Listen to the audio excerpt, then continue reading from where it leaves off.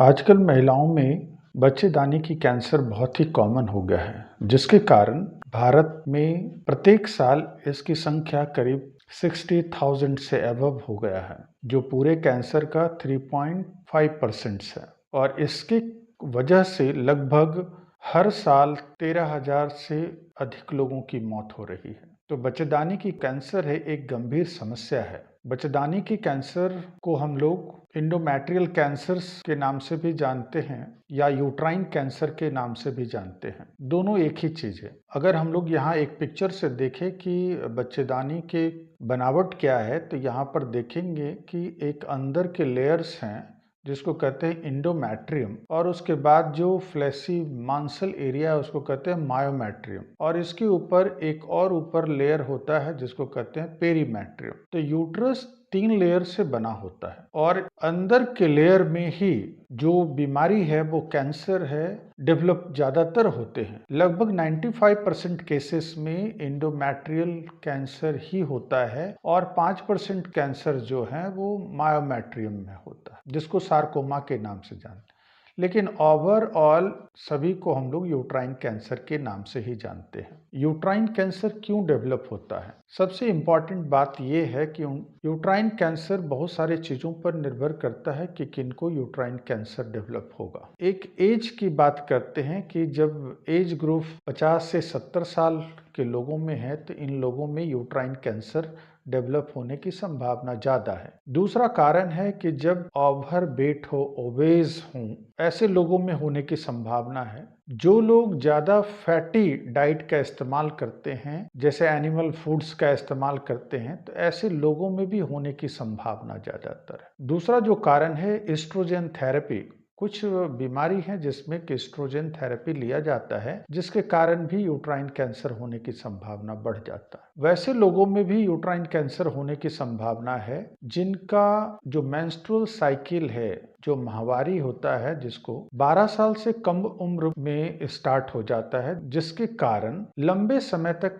Oestrogen के exposure होने के कारण उन लोगों में बच्चेदानी के कैंसर होने की संभावना है। और इसके बाद जो कारण है वो है प्रोलॉन्ग टाइम तक पीरियड का आना। अगर ओवर 50 ईयर्स के बाद भी अगर पीरियड हो रहा है तो इन लोगों में भी एस्ट्रोजन का एक्सपोजर लंबे समय तक रहता है, जिसके कारण यूट्राइन कैंसर होने की संभावना बढ़ जाता है। इनफर्टिलिटी जिन महिलाओं में होता है जो बच्चे को कंसीव नहीं किए हैं कुछ बीमारी के कारण, तो उन लोगों में भी यूट्राइन कैंसर की संभावनाएं बढ़ जाती है। या कोई फैमिली हिस्ट्री है जिसमें पहले भी उनकी माँ को या उनके परिवार में किसी को यूट्राइन कैंसर हुआ है, तो भी ये संभावनाएं बढ़ जाती है। यूट्राइन कैंसर को जब किसी को होता है तो कैसे वो रिप्रेजेंट करता है? यूट्राइन कैंसर का रिप्रेजेंटेशन अलग अलग तरह से होता है। इसके जो सिम्टम्स हैं, पहला तो है कि vaginal bleeding between the periods. जो 2 पीरियड के बीच का टाइम है उसमें भी ब्लीडिंग वेजाइना के थ्रू आने लगता है। तो ये हो सकता है कि उनको इरेगुलर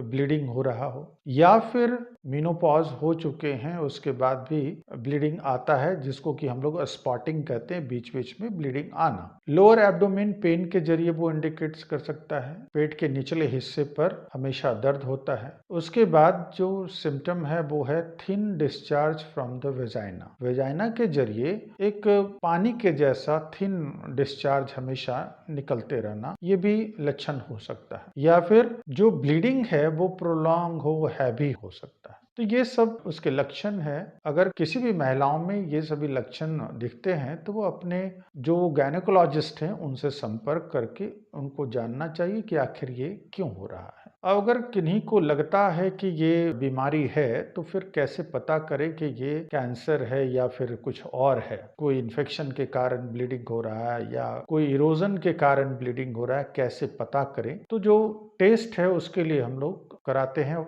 CA-125, जो कैंसर के केसेस में ये बताता है कि इसके लेवल हाई है कि नहीं। दूसरा है TVS, ट्रांसवेजाइनल अल्ट्रासोनोग्राफी, जिससे ये पता चलता है यूट्रस के अंदर किसी तरह के कोई ग्रोथ मौजूद है कि नहीं।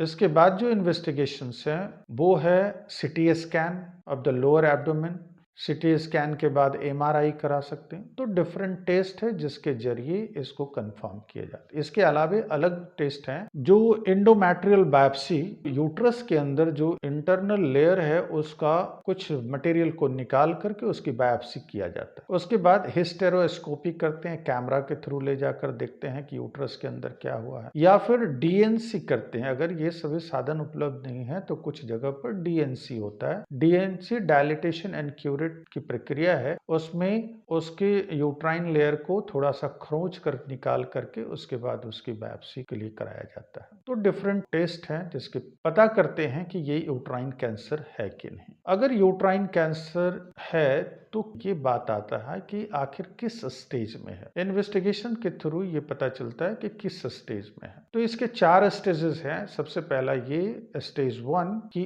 अगर कैंसर सिर्फ यूट्रस तक ही सीमित है तो वो स्टेज 1 में है। अगर स्टेज 2 है तो इसमें कैंसर यूट्रस से लेकर सर्विक्स तक फैला हुआ है। और स्टेज 3 में अगर बात करते हैं तो यूट्रस, सर्विक्स प्लस वेजाइना को इन्वॉल्व कर लिया और साथ साथ में लिम्फ नोड को इन्वॉल्व कर लिया। स्टेज 4 की बात करते हैं तो uterus, cervix, vagina plus lymph node plus दूसरे ऑर्गेन्स को, जैसे यूरिनरी ब्लैडर को इन्वॉल्व कर सकता है, सिकम को जो इंटेस्टाइन का हिस्सा है उसको इन्वॉल्व कर सकता है। तो ये स्टेज 4 है। अब हम लोग बात करते हैं कि कौन कौन से स्टेजेस में कब क्या होना चाहिए जिससे कि पेशेंट को कुछ रिलीफ हो। अगर स्टेज 1 और स्टेज 2 में है तो यहाँ पर डॉक्टर्स उसको टोटल एब्डोमिनल हिस्टेक्टोमी करते हैं और उसके बाद जो ट्रीटमेंट की प्रक्रिया है वो देते हैं, इससे फुल रिकवरी मिल जाती है। लेकिन स्टेज 3 और स्टेज 4 जो